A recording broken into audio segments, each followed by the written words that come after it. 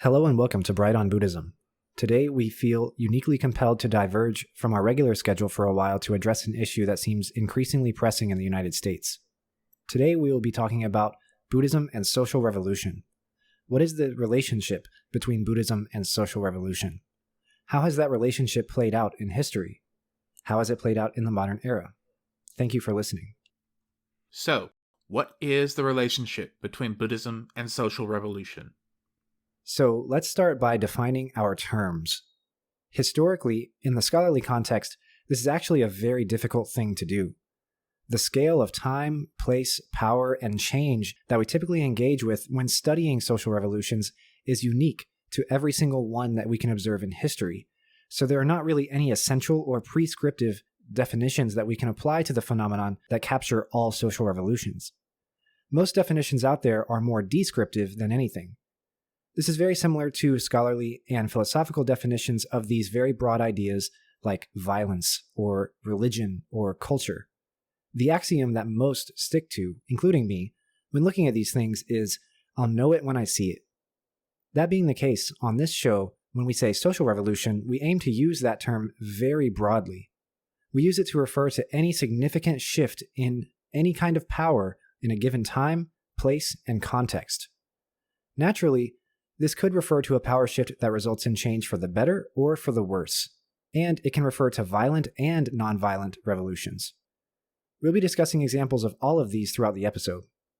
There are many examples in history and the present day of Buddhist institutions and communities across Asia and the world affecting and being affected by these radical power shifts in their community.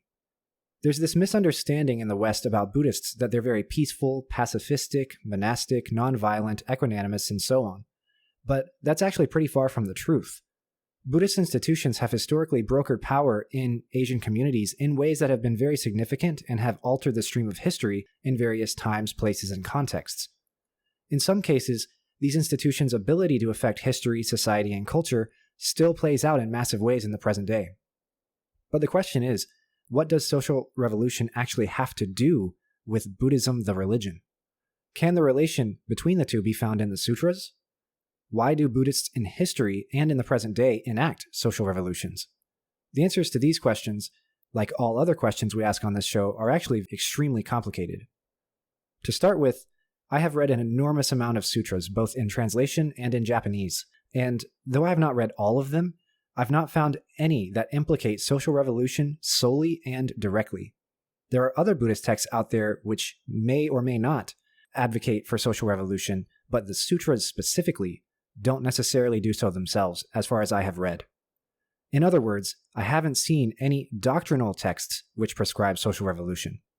I've only seen people who were likely going to foment social revolution anyways turn back to those texts for justification. That being the case, I should say that the sutras alone have not ever been sufficient in this regard. No sutra or group of sutras alone can provide the necessary grounds for an individual or an institution to foment social revolution in a place or time. There has to be at least one extra interpretive step, and this extra interpretive step or group of steps is highly influenced by goings-on historically, culturally, politically, etc. Any and all doctrinal justifications for social revolutions that I have seen be made by Buddhists have relied on the sutras themselves, plus a commentary on the sutra, or plus the interpretation of the reader, which interpret those sutras such that they feed into social revolution in some way. We will discuss specific examples of this in a moment, but I wanted to mention that there are many interpretive and commentarial steps in between the text itself of the sutras and Buddhist social revolution. Before we jump in, I want to mention that my interpretation is personal and biased, and there are others out there. I have to give some airtime to them so that we move forward equitably and fairly. To start with, I mentioned that my reading of the sutras is that they do not lend themselves directly to social revolution.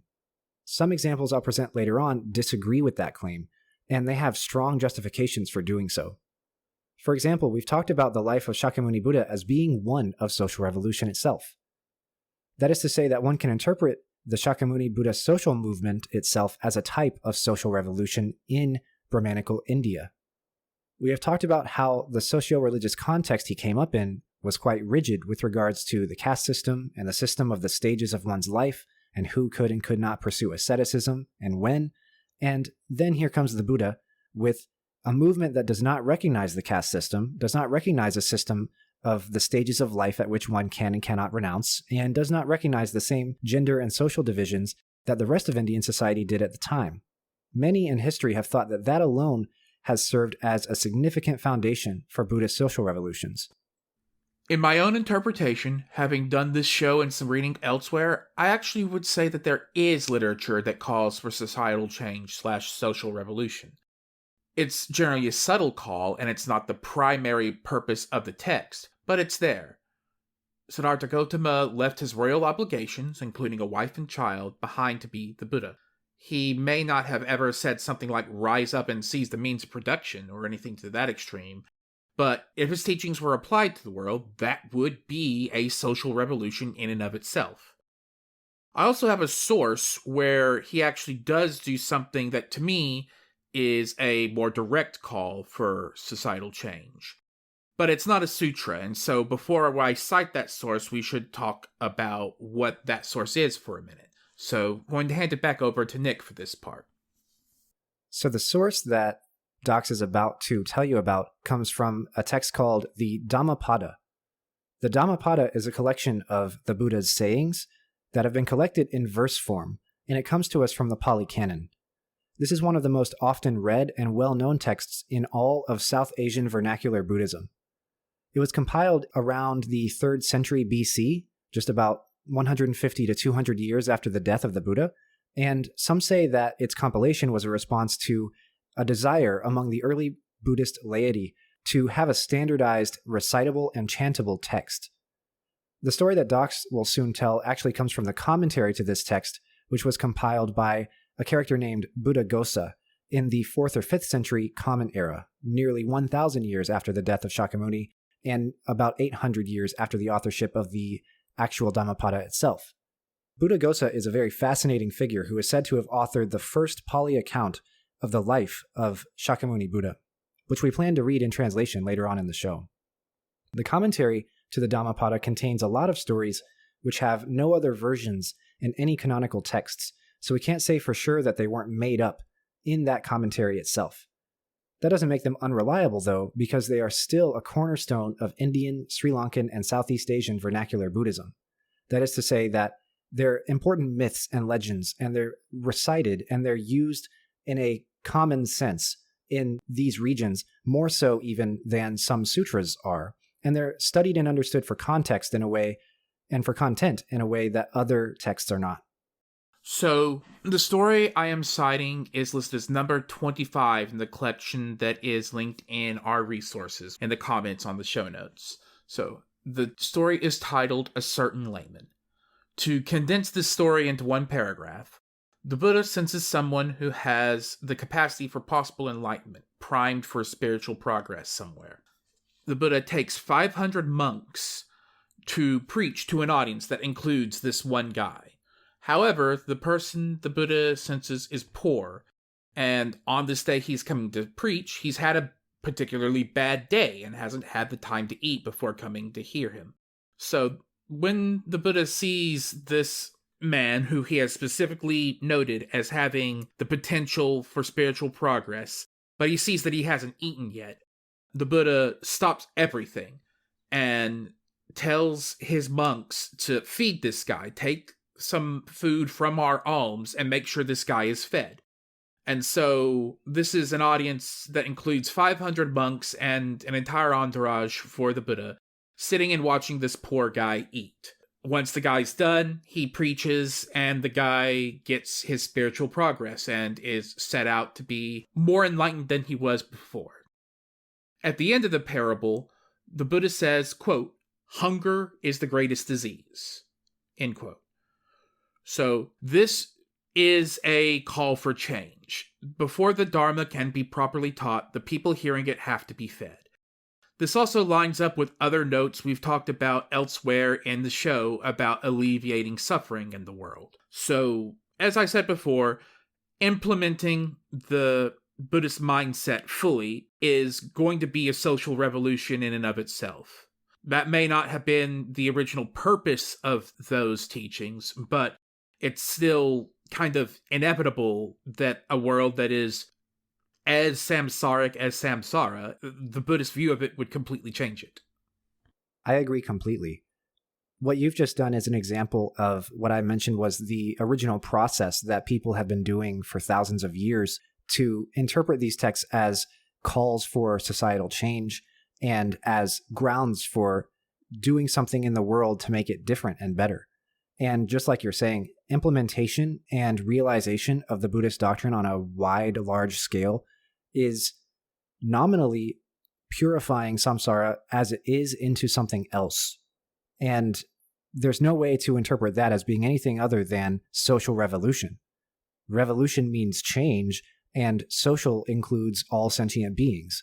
And purifying is to change something. And if we all did it en masse, or if enough of us did it as sort of a seed crystal, it absolutely would change the world in a wide and broad and deep sense. We should also give some attention to the debate about whether Buddhism is a religion that encourages proselytization or not. In other words, many in the West believe that Buddhism is unlike Christianity in that there is no attempt that is made or ought to be made to convert a person from one religion to Buddhism. Historically speaking, when talking about religion and social revolution, one of the pillars of a religious group's ability to foment revolution is successful conversion. My interpretation is that Buddhism is absolutely a proselytizing religion. The sutras very often come with instructions to go out and spread the Dharma, remedy delusions and heterodoxies, and quash and quell what they view to be incorrect ways of thinking. This also plays a considerable role in some of the revolutions that we'll talk about, whether successful conversion is the ultimate end goal, or one of the ways in which the movement gained power and resources, or both. I'll say that I broadly agree with that notion as well. Like, is this actually something that is discussed elsewhere? Now that I'm thinking about it, I've never heard anyone claiming that it's not a proselytizing religion. In the West, whenever people appropriate and co-opt Buddhist ways of thinking and empty it out of the religious aspects and call it a philosophy, they'll go on to say things such as, it's a way of life, it's not a religion. Or they'll say, it's a philosophy, not a religion. And one of their grounds for saying so is that they think that because there's no such thing as witnessing, which is an important component of Christian conversion, there's no conversion at all. There's no proselytization at all. Now, of course, it's very rare in history and in the present that you'll see Buddhists going and knocking on doors and asking people if they have heard the good word about the Shakyamuni Buddha. However, just because there is no such thing that you can really observe on a wide, large scale doesn't mean that it's not important in the Buddhist tradition to go and make sure that other people are not having these heterodoxical views and also are not beleaguered by these incorrect ways of thinking and believing. That's what they say it is, but in practice what it actually is following the Shakyamuni Buddha movement, following Buddhism, listening to and believing and reading and reciting the texts. So it's very much an important part of the religion, but that gets lost in the Western imagination of what Buddhism is. Finally, we ought to briefly discuss the question of where the line is in culture, society, and history between Buddhist institutions and political institutions. Historically, that line is actually simply non-existent. In other words, in China, Southeast Asia, Japan, Korea, India, Tibet, and all other regions where Buddhism spread in the early modern or pre-modern era, Buddhist institutions were religious, social, and cultural institutions, but they were simultaneously political institutions as well. There was no such thing as the separation between church and state, and to study Buddhism in history is to study the politics of place and time as well. In the modern era, there's a much stronger division between Buddhist religious and political institutions, but to put it briefly, that division is much more of a theoretical ideal than a social reality. The division between Buddhist institutions and political ones is porous and leaky, and this is true even in the strictest of cases. There are even places where that division is non-existent, such as in Bhutan or Tibet, and we'll talk about them in a moment. Regardless of whether the political role of Buddhist institutions is small or large, existence of that role plays a part in Buddhist social revolutions in the past and present. As a quick aside on the topic of church and state, we should also note that the division between the two exists in the US ideally and theoretically, but not at all practically. The conservative right in the US has, for the entire lifetime of the country, enacted legislation based on their own twisted interpretations of the Bible to varying degrees of success. There has never been a time in US history where Christianity did not play an outsized role in the development of law and politics. People often say that the Founding Fathers envisioned this democratic utopia where church and state were separate and religious freedoms prevailed, but they frequently miss one very important point. That point, which can be found in some of the scholarly literature which I will provide as resources for this episode, is that the populace they enacted this sort of legislature upon was, by a vast majority, Puritan Christians who left the Old World in the first place. They left the Old World in the first place because 17th century European Christianity was not conservative enough for them, and they were being persecuted for being anti-Semitic, for going on witch hunts, and for being millennialist. The word millennialist means that they believed that this was the end times, and that justified a lot of social actions which would not be justified otherwise, such as witch hunts. In particular, they thought that the Roman Catholic Church and the Muslim Ottoman empires were actually the Antichrist embodied, and that Jews converted to Christianity would cause the apocalypse to happen sooner. The ramifications of this are innumerable. How has the relationship between Buddhism and social revolution played out in history? There are 3 historical examples of Buddhist social revolution that I would like to mention. By historical, I mean to say pre-modern, or before the Industrial Revolution and the colonial encounter between Europe and Asia. The examples I want to mention are the conquest of King Ashoka in the 3rd century CE in India, the 4 persecutions of Buddhism in China, and the attempted social reforms of Nichiren in Japan in the 12th century. Let's start with King Ashoka. Before I begin speaking about him in the Buddhist context, I encourage listeners to look him up and read about him because he's one of the most fascinating historical characters in history. He lived in the 3rd century BCE, and he reigned from around 268 to 232 BCE as the 3rd emperor of the Mauryan Empire. The Mauryan Empire was a massive empire that spanned across what is now eastern Bangladesh all the way to Pakistan, looking at it from east to west, and the headwaters of the Indus Valley all the way down to what is now Bangalore from north to south. This was a massive empire which was known to have had contact with Seleucids and Greeks in the west and northwest, as well as with China and Tibet to the east and northeast. And so, according to historical accounts, Ashoka was a very successful conqueror while also being a strong patron of Buddhism on the Indian subcontinent. He is said to have patronized the construction of a massive number of temples and stupas all across South Asia. He also convened the Third Buddhist Council to collect and write some of the sermons of the Buddha after his death, and he also sent out Buddhist missionaries all over the Mauryan Empire and beyond. Since we're talking about 2,200-year-old history, we obviously don't know a huge amount about the granular details of this massive Buddhist project that King Ashoka undertook during his reign, but I did want to call attention to the fact that he had a very successful military career, and then was said to have become penitent and resentful of the violence, and then went on to completely revolutionize what was, at that time, Brahmanical society into Buddhist society. His patronage, his sponsorship of missionary and canon projects, and his own conversion gave Buddhist institutions a political, cultural, and social power in India that had not yet been seen and would not be seen again for the rest of 2,000-year history. This was a massive, expensive, and expansive change, the details of which are mostly lost to time, but which was, no doubt, a huge revolution in its own right, given that it happened in a period of just 30 to 40 years. This sounds similar to Constantine converting to Christianity during the Roman Empire. It is very similar, and a lot of scholarship out there makes that comparison. Let's move now to the 4 persecutions. We talked about those in a previous episode in much more detail, so we won't go over them again, but I wanted to call attention to a case where social revolution turned against Buddhism in a significant way and how that shook out. In short, there were 4 persecutions against Buddhism in China from the 4th through the 10th centuries Common Era.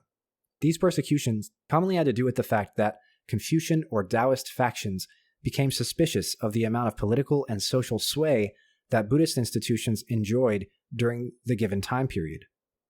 Buddhist institutions obviously did monastic stuff like we would expect, but these institutions were also acquiring farmland and wealth, handling and brokering money, serving the nobility as tutors and advisors, and much, much more.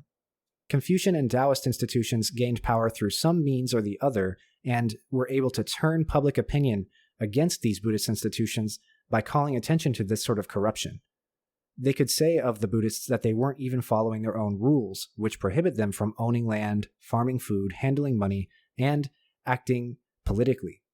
And those actions proved problematic for the Buddhists in the end. Buddhism obviously survived these persecutions in China, but unfortunately there were countless treasures and texts destroyed in them, which we have simply just lost and we will never know anything about. The final example I would like to mention is Nichiren and his 12th century reforms in Japan. We've talked about Nichiren Buddhism, and we're scheduled to do a deeper dive into Nichiren the person, so I won't go into too much detail there, but I bring this case to the conversation because Nichiren's is a situation which is the reverse of the previous one. In this case, Nichiren, inasmuch as we could call him the leader of a Buddhist institution during his lifetime, which is dubious, turned his eye toward the Japanese emperor, and thinking that the emperor was governing Japan in such a way as to cause Japan to fail and to fall from grace, sought to urge the emperor to get the country back on track. If you remember, Nichiren Buddhism is all 1000% about the Lotus Sutra. Thus, when Nichiren turned his attention to the emperor, he found that the emperor was indeed fulfilling a Buddhist role, as he had for about 600 years up to that point, as a Buddhist and Shinto king, sort of like how the English king or queen is the head of the Church of England. However, Nichiren found that the emperor was not governing Japan according to what he saw to be the central principle of the Lotus Sutra. He wasn't sponsoring sutra copying projects for it, he wasn't propagating it, he wasn't reciting it himself, he wasn't writing it into law, he wasn't doing any of the stuff that the sutra says one ought to do for the protection of the nation. So, Nichiren wrote letters to the emperor to let him know all of that. These letters discuss the emperor's existing relationships with Tendai and Shingon Buddhism, and they even addressed other 12th century Reformation schools of Buddhism like Pure Land and Zen. These letters denigrated all of these other schools of Buddhism at nearly every step, and they said that if the emperor didn't shape up and adopt the Lotus Sutra as the backbone of the state religious and political administration, it would cause calamity for Japan in the form of natural disasters and foreign invasions. Obviously, this got him exiled by his critics in the imperial family and in the government, and actually, by complete coincidence, his predictions then came true. Japan was soon struck by 2 Mongol invasions, which just barely failed due to some sort of natural disaster, and Japan was also struck by several epidemics of smallpox and malaria, and by other natural disasters like earthquakes, fires in the capital, and famines. He was released from exile 2 years after he was sent there and resumed his career of promulgating the Lotus Sutra and writing and preaching about it. He got to critiquing the government again in the midst of all of the aforementioned disasters, and for this, they had finally had enough of this guy and they attempted to have him executed. At the final moment, when the axe is just about to fall on his head, according to his own account, there was some sort of astronomical event, like a bright orb flying across the sky or something, and he was spared and exiled a second time. His life is incredibly fascinating and controversial, and I can't wait to talk about it in more detail. How has this relationship between Buddhism and social revolution played out in the modern era? There are again 3 modern examples of Buddhist social revolution that I'll be discussing.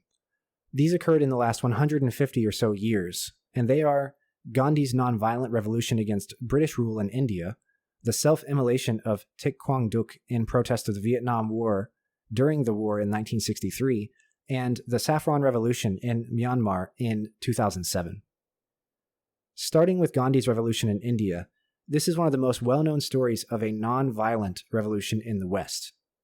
Mahatma Gandhi was one of the most famous activists for Indian independence from British rule in the early 20th century, and he was known to have led a non-violent social revolution against the British based on ideas of Indian nationalism, the right to self-rule, religious pluralism, and other such progressive ideas.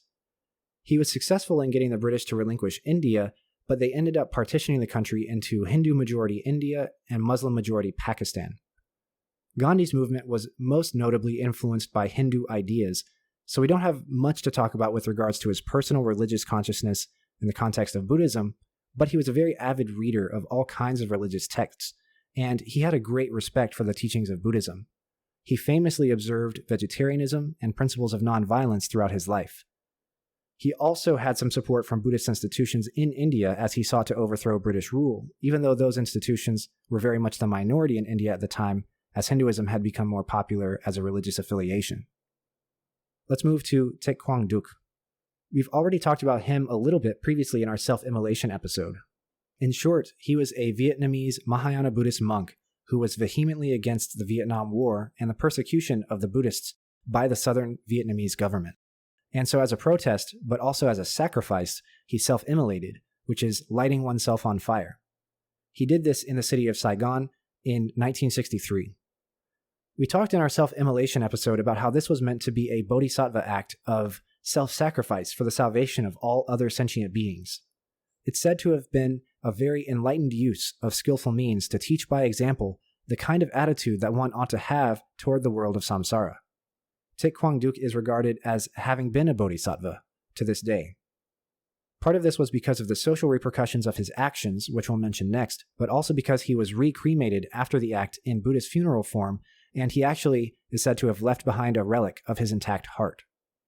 The relic actually had to be taken from the ashes and stored as the monks were carrying out the funeral, as the Vietnamese secret police attempt to raid the monastery where the funeral was happening and confiscate the ashes. As for the social repercussions, the photos of him on fire are probably some of the most viewed photos in the entire world. Although there was a great deal of anti-war sentiment toward the Vietnam War all over North America and Europe, it was in most cases actually a minority opinion, and this photo played a part in tipping the scales towards shifting public opinion strongly against the war. It also marked the beginning of the collapse of the Southern Vietnamese government and the West's ultimate loss in the war. We will do a full-length episode on Thich Quang Duc sometime because his sacrifice and his life and legacy are all extremely interesting. The next example we ought to turn to is the Saffron Revolution in Myanmar in 2007. This is another historical occurrence we plan to do a full episode on in the future given its recency and importance to South Asian geopolitics. The Saffron Revolution was a series of nonviolent protests and demonstrations against the military government of Myanmar in 2007. This was started allegedly because the government stopped subsidizing fuel prices, which caused most fuel prices to double, but some others to go up as much as like 5 times, all in the time period of about a week. These demonstrations were led by students and political activists, but also by Buddhist monks, to the point where the revolution was named after the saffron color of their robes. As in almost all cases where the people show their solidarity with each other and protest peacefully, the government cracked down and exacted violence on the population, and the death toll is said to have reached at least 31. The gas prices were the straw that broke the camel's back, and there was a whole history of unease and pro-democracy sentiment among the population. And so this started as a protest against the removal of the fuel subsidy, but it turned into a pro-democracy protest in the country. The Buddhist monks who demonstrated were led by a monk named U Gambira. You may be asking why the monks got involved. They didn't have a strong stake in the fuel prices issue because they didn't heat their temples or fuel their cars with anything, so this shouldn't matter to them. Well, the reasons go a lot further back than the fuel price issue of 2007. In fact, U Gambira, who was 29 at the time of the Saffron Revolution, said that they had been planning a demonstration as far back as 2003 or 4. The Buddhist monks in Myanmar had historically been some of the most outspoken opponents to the military regime of Myanmar. In fact, U Gambira himself entered the monastery as a child to escape being conscripted as a child soldier for the military regime. To put it very briefly, the protests did not go well, and U Gambira was imprisoned, sentenced to hard labor, and tortured. He was released, and then rearrested, and then re-released between 2012 and 2016, and now lives as an Australian citizen, having been granted asylum there since 2019. He was stripped of his monastic status by the military regime while in prison and is no longer a monk to this day. He has an interesting biography that came out in 2020 called Naraka, the U Gambira story, which I have no doubt would be interesting to read.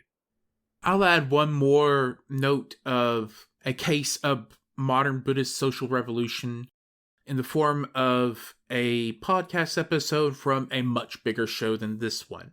The show is Conspirituality, and the episode is number 128, The Trauma of Caste, with, this is an Indian name, so I'm going to do my best with it, Thamori Sundararanjan. This is an interview with a Dalit, i.e. outcast, person about their experience with the caste system. Buddhism is among the points she talks about in the episode, especially as a means of overcoming the trauma that comes with caste. One last time for this series of episodes, we're going to now step out of the scholarly context and talk frankly about what we diverted our schedule for to do this episode. The overwhelmingly large role of Christianity in U.S. politics continues to be a problem to this day. With the implementation of anti-LGBTQ+ laws, anti-abortion laws, the resurgence of child labor laws, and many, many more, the U.S. moves closer to being a Christian fascist theocracy every single day. And to my eyes, that means that we are in the midst of a Christian fascist social revolution. And the only way to stop it is with a counter-revolution. Another social revolution based on education, radical acceptance, protection of human rights, and the removal of power from those Christian fascist forces. What we're doing in the United States isn't working right now. We need a revolution. Our only choices on the ballots are Republicans, who are fascists, and Democrats, who, based on having watched them from the last 30 years, are fully owned by moneyed interests, incompetent, and more likely to side with fascists than socialists. These are the people making the rules, and they've shown time and time again that they're going to turn those rules against us. We need to fucking do something. The little town I live in, where I am, the fight is over, the fascists won. One of the reasons I don't want to put my face with these episodes is because this is not a safe place to be a socialist. One of my next door neighbors flies a Trump flag, and a few doors down on the other way is someone flying the Confederate flag. I really can't do much from here, and that is slowly driving me insane. While I'm trying to find a way to get out, if you have the drive to try and fight this, and you live somewhere that has places trying to do that fight, I encourage you to at least reach out to them. Look for mutual aid organizations, look for anti-fascists, socialists, and protest groups. I'm sure there are many more that I could name. I've met many online, and most of them are ready to watch your back if you're ready to watch theirs. After this, we're going to go back to being a podcast about Buddhism and doing our best to ignore the fact that the house is extremely on fire, like from the parable. Because I don't know what else we can do right now. But I think if each of us get together and agree that things have to change, we can at least put up a fight against that fire. Thank you for listening to our slightly long episode about Buddhism and social revolution. Thank you for listening, and we'll talk next time, hopefully about something a little less dire.